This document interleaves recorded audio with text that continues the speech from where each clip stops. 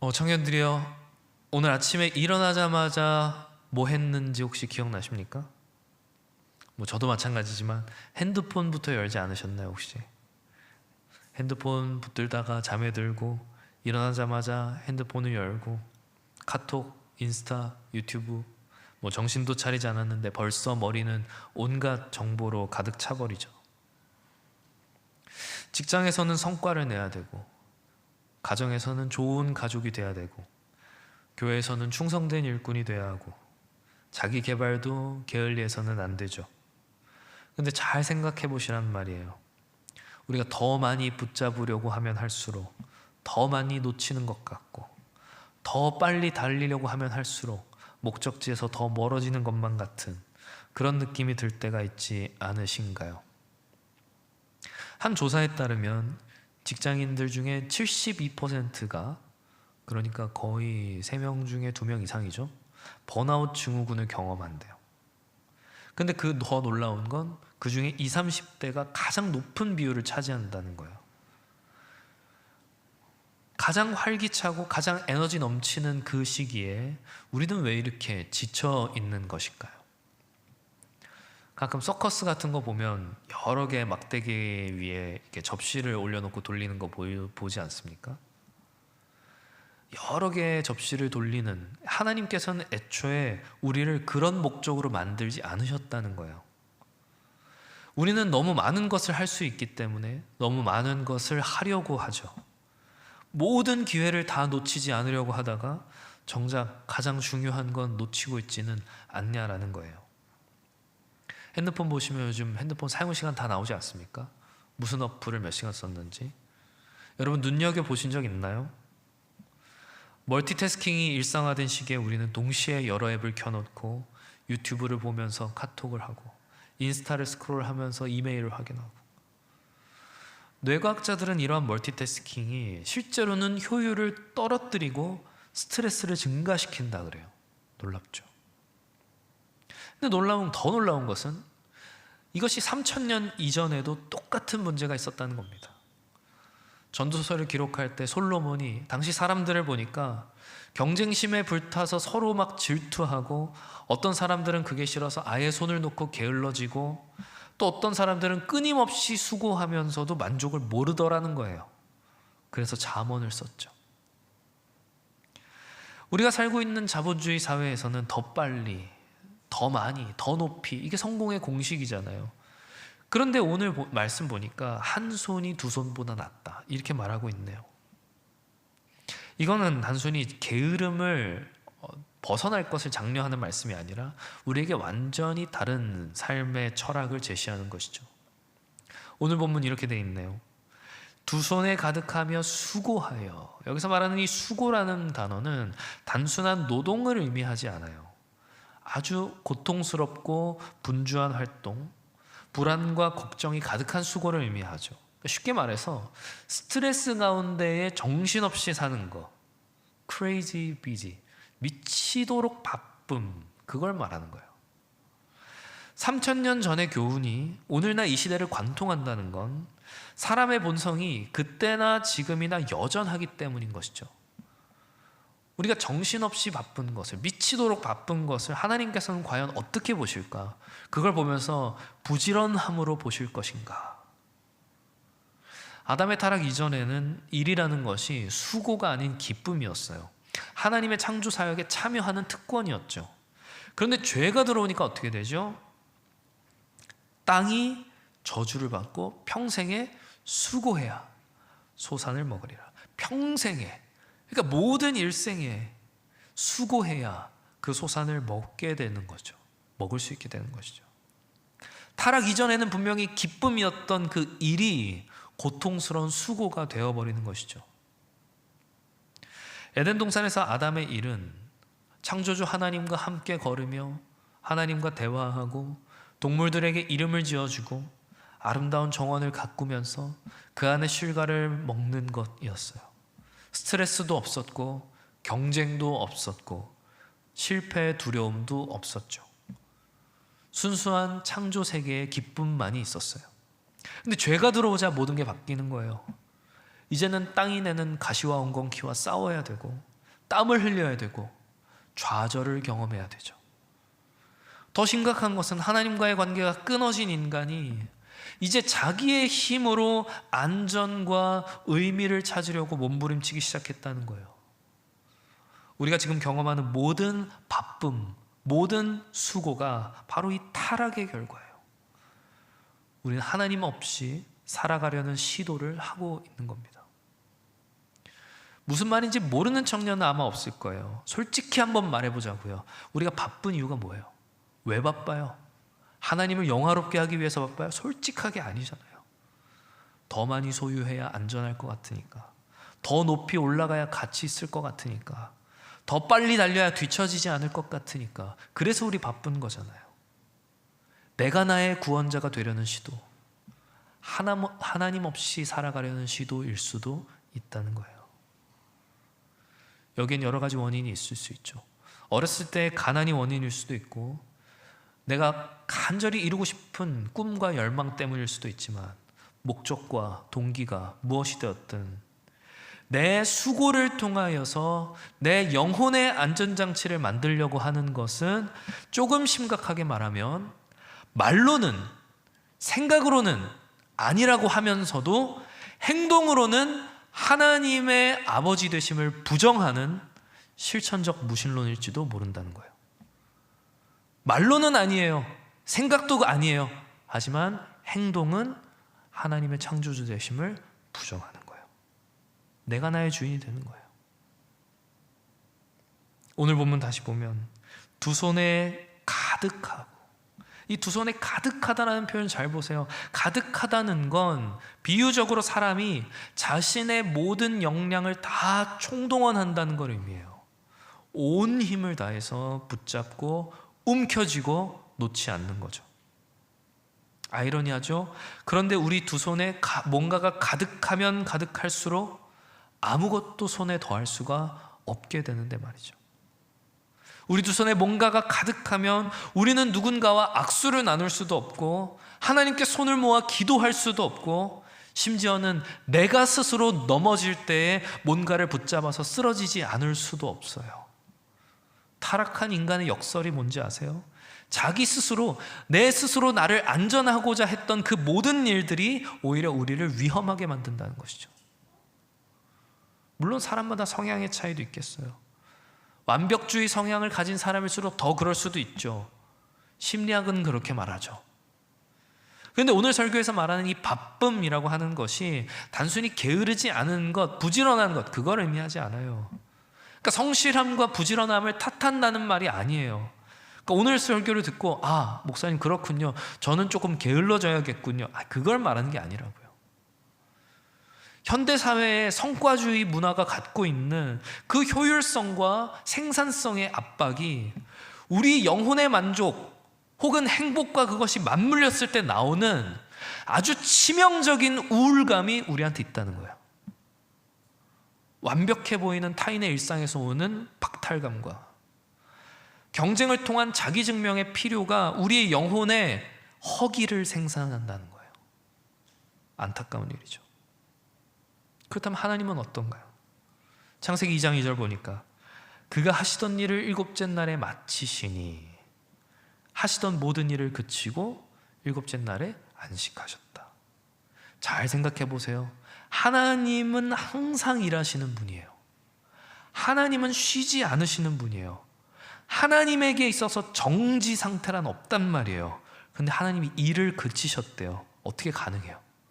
이게 무슨 말이에요? 이걸 이해하는 게, 여러분, 이걸 잘 이해하는 게 한 손의 평안함을 누리는 길이에요. 하나님이야말로 그 능력에 제한이 없고 그 시간의 한계가 없으신 분인데, 무한하시고 영원하신 그분께서 6일의 창조와 하루의 안식, 그 리듬을 가지셨다는 거예요. 오늘 본문에서 두 손 가득한 수고, 이것과 비교되는 건 뭐예요? 한 손의 평온함이죠. 한 손의 평온함. 여기서 평온은 깊은 만족감, 내적인 안정감, 그리고 영혼의 평화를 의미해요. 하나님이 창조를 마치시고 보시기에 심히 좋았더라 라고 하신 것 같은 바로 그 만족감이죠. 여러분 500피스, 1000피스 퍼즐 맞춰봤어요? 안 해본 사람이 있어요? 그런 것도 안 해보고 뭐 했어요? 그 정도 500개, 1000개 퍼즐 딱 맞췄어요. 마지막 조각을 딱 맞췄어요. 어때요? 기쁘죠? 만족스럽죠? 근데 그 만족감이 얼마나 가던가요? 1시간은 가던가요? 아니, 잠깐 만족스럽고 말잖아요. 근본적으로 우리의 만족은 성취에서 오지 않아요. 우리의 만족은 성취에서 오는 게 아니에요. 우리의 영혼이 평안할 때 우리의 내부의 안정이 오히려 우리를 평화롭게 하는 것이죠. 외부에서 얻는 것이 우리를 평화롭게 하는 게 아니라 우리 내면의 안정이 우리 영혼을 평화롭게 한다는 거예요. 안식일을 오해하지 마세요. 이게 십계명의 명령으로서 우리에게 주어졌지만 사람에게 이게 명령으로 주어지기 전에 이미 선물로서 먼저 주어졌다는 걸 기억하셔야 돼요. 하나님은 인간을 끊임없이 일하는 기계로 만들지 않으셨어요. 잘 한번 생각해 보자고요. 하나님에게 있어서는 첫째 날, 둘째 날, 셋째 날 해서 7째 날이 안식의 날이었잖아요. 그렇죠? 근데 사람은 몇째 날 창조되었어요? 6째 날 창조되었죠. 무슨 말인지 아시겠어요? 그러니까 사람에게 있어서 첫날은 일이 아닌 쉼이었다고요. 사람이 창조되고 맞이한 그 날이 쉬는 날, 안식의 날이었다고요. 왜인지 아세요? 우리의 가치는 일에 있지 않아요. 성과나 성취에 있지 않아요.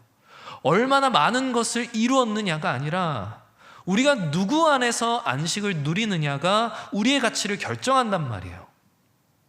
하나님은 우리가 아무 일도 하지 않았을 때부터 우리를 사랑하셨다고요. 우리를 안식하게 하셨다고요.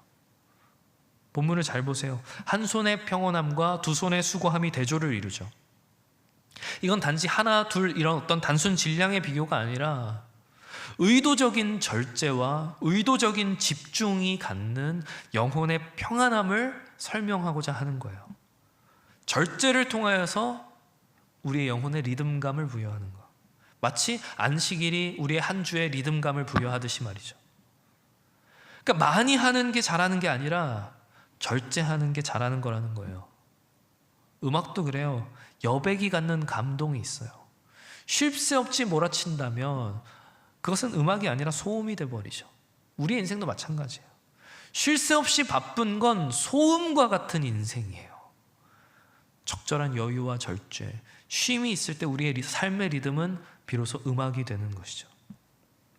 하나님의 창조를 주의 깊게 들여다보면요, 거기에는 하나님의 리듬이 있음을 우리가 보게 돼요. 그러니까 빛과 어둠이 구별되고 낮과 밤이 구별되어서 심지어 하루조차도 리듬감을 부여하여 구분하셨다는 것은 하나님께서 창조 세계에 세우신 원리가 무한궤도를 도는 것 같은 두 손의 바쁨이 아니라 한 손에 가득한 평온함, 그 리듬이라는 걸 우리가 보게 되는 것이죠. 심지어는 과학과 의학에서도 그렇게 말하잖아요. 우리 몸에 리듬이라는 게 있대잖아요. 생체 리듬, 바이오 리듬이 있대잖아요. 근데 이걸 어쩔 수 없이 거슬러야 하는 경우가 있어요.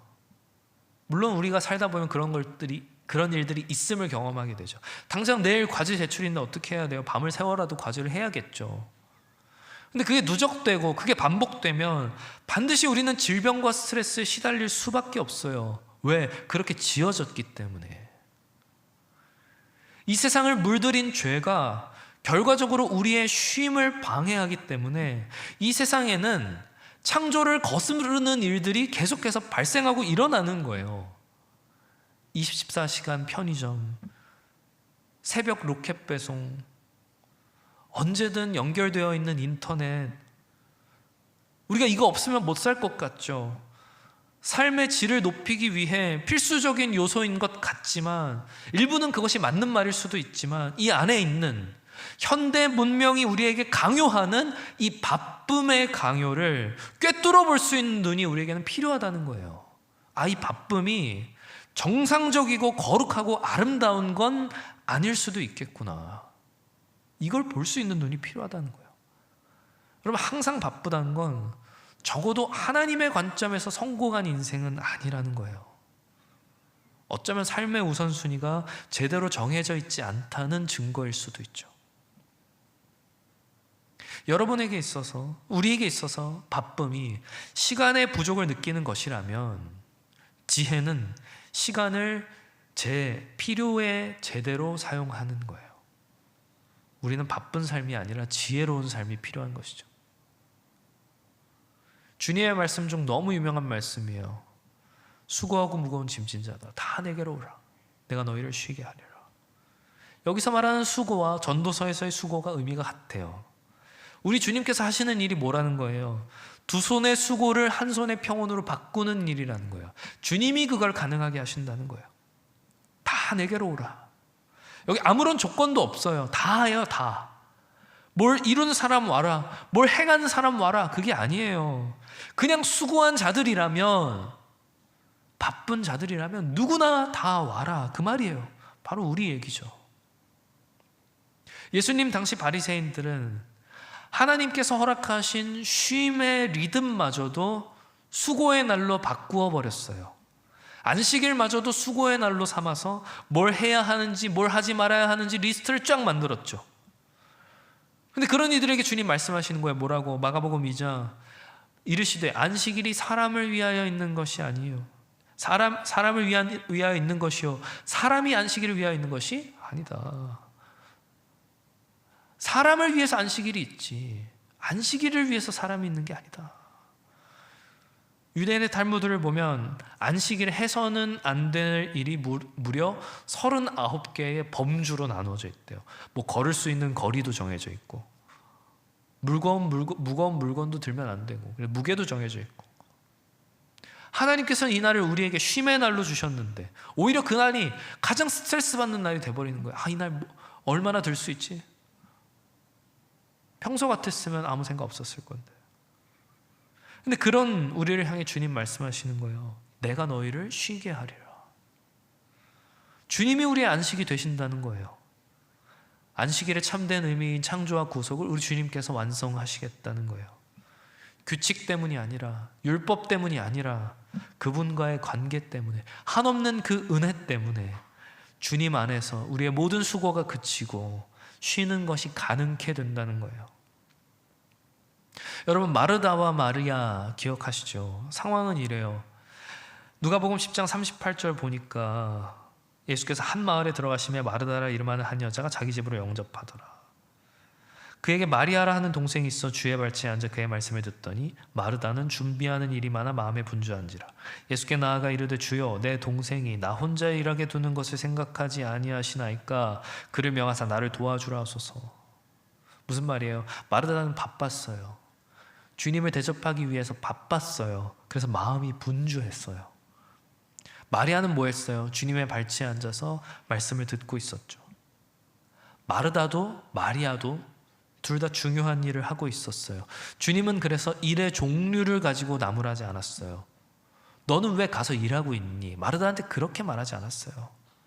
내 발치에서 말씀을 듣는 것이 수고하며 준비하는 것보다 더 낫다, 그렇게 말하지 않았단 말이에요. 다만 이렇게 말씀하셨죠. 뭐라고? 41절 마르다야 마르다야, 내가 많은 일로 염려하고 근심하나 몇 가지만 하든지 혹은 한 가지만이라도 족하니라.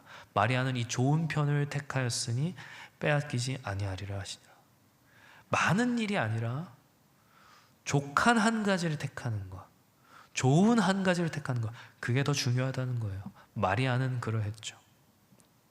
내가 딱 하나만 해야 한다면 뭘 하지? 주님의 말씀을 들어야겠다.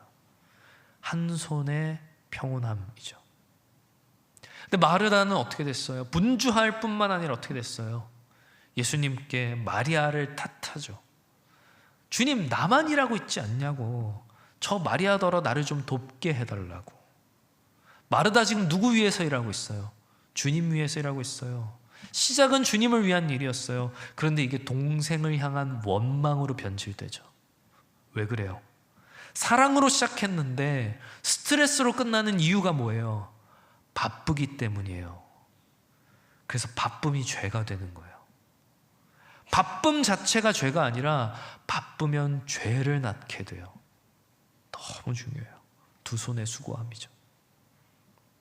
우리 주님께서 십자가 위에서 다 이루었다 말씀하셨을 때 그것은 주님의 모든 사역을 다 이루셨다는 의미뿐만 아니라 우리가 해야 할 수고까지도 다 이루셨다는 의미가 그 안에는 다 포함되어 있는 거예요. 그래서 수련회에서도 이야기했지만 우리는 더 이상 하나님께 인정받기 위해, 용납되기 위해 수고할 필요가 없어요. 그리스도 안에서 이미 우리는 다 인정받은 자들이죠. 주님이 다 이루셨기 때문에 우리는 우리의 구원을 위해서 더 이상 해야 할 일이 남아있지 않다는 거예요.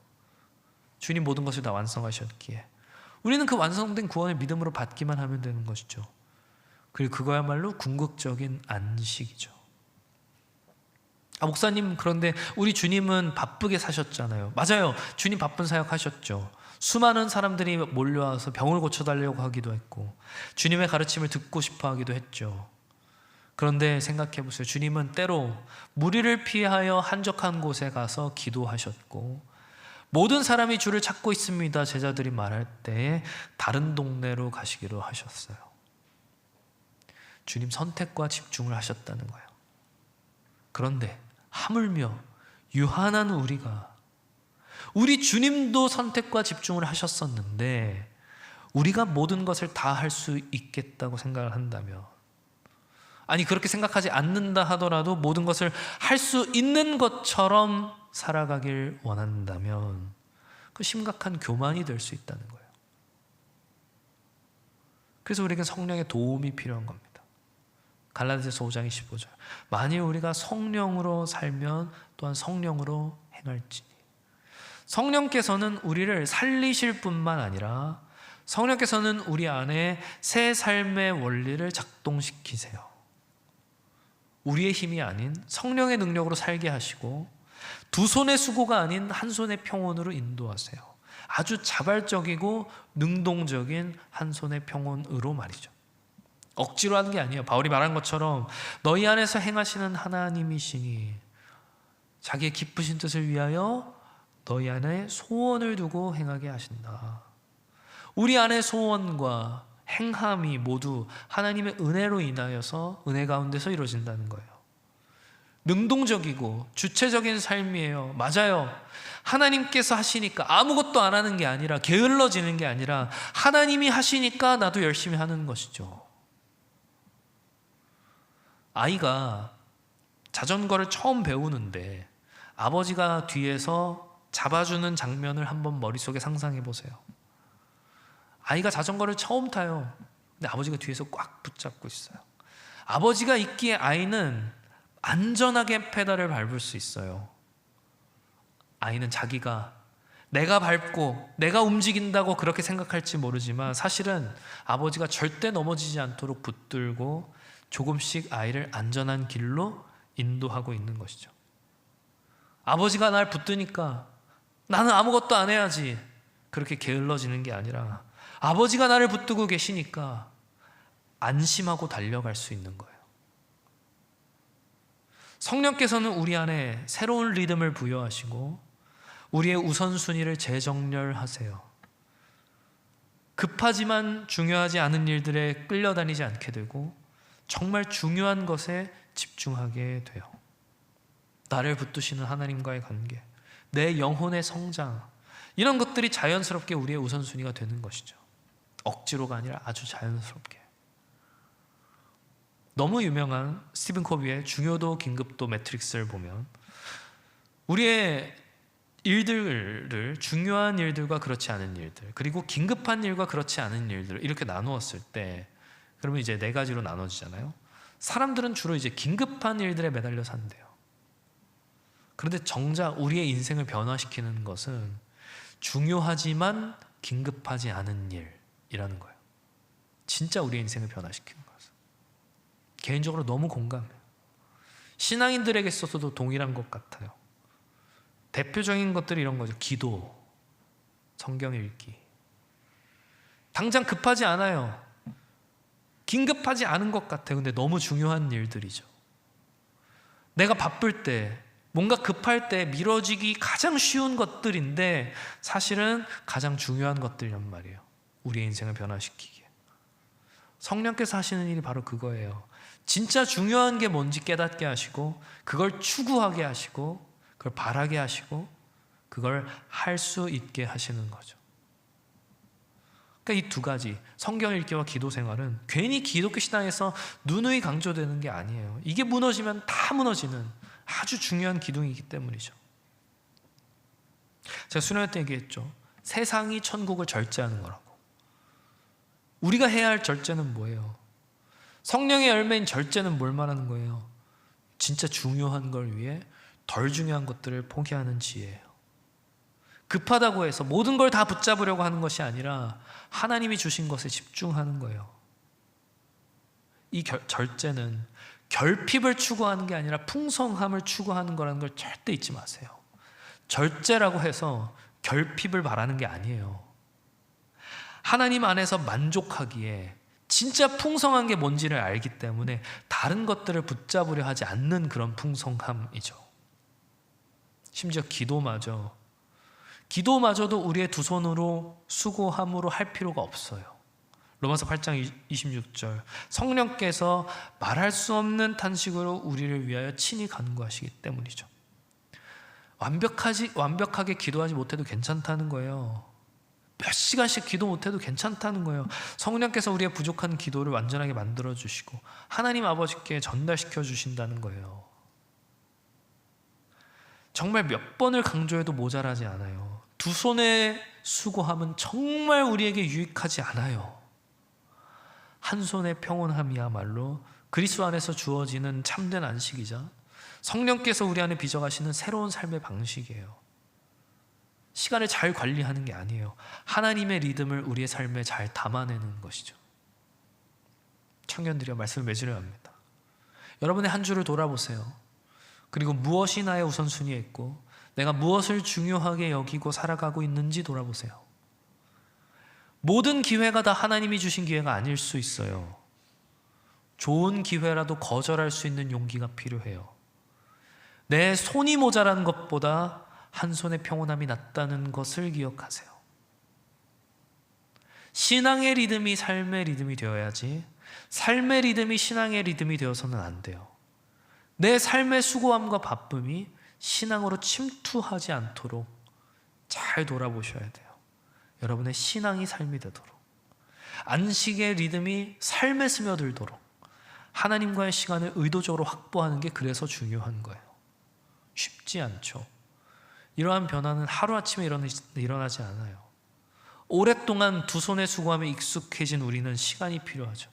근데 진짜 웃긴 게 뭔지 알아요? 이 두 손의 수고함에서 한 손의 평온함으로 가려고 하는 그 노력과 수고가 또 두 손의 수고가 될 수 있어요. 웃기죠? 절제하기 위한 수고가 될 수 있다는 거예요. 그래서 은혜를 따라 성령을 의지하는 게 너무 중요합니다. 노력이 아닌 성령을 의지하는. 무책임할까봐 걱정되세요? 게으름이 될까봐 우려되세요? 치열한 경쟁에 도태될까봐 염려되세요? 아니, 더 중요한 거에 집중하는 거예요. 진짜 중요한 것에 집중하는 거예요. 오히려 그게 더 지혜롭고 더 효과적일 수 있어요. 하나님 여러분 완벽하길 원하지 않으세요. 하나님 여러분 모든 걸 다 잘하길 원하지 않으세요. 진짜 중요한 것에 집중하기를 원하세요. 한 손으로는 하나님께서 주신 사명을 굳게 붙잡고 다른 한 손은 은혜를 받기 위해 늘 비워둠으로써 성령께서 우리의 시간을 하나님의 리듬으로 바꾸어 가시는 그 역사를 누리는 삶을 살아가는 청년들이 되기를 바라요. 사랑하는 청년들이요, 부디 바라옵기는 진정한 안식, 여러분의 영혼 그 깊은 곳에서 평안을 누릴 수 있는 그런 주의 청년들 다 되시기를 주님의 이름으로 축원합니다.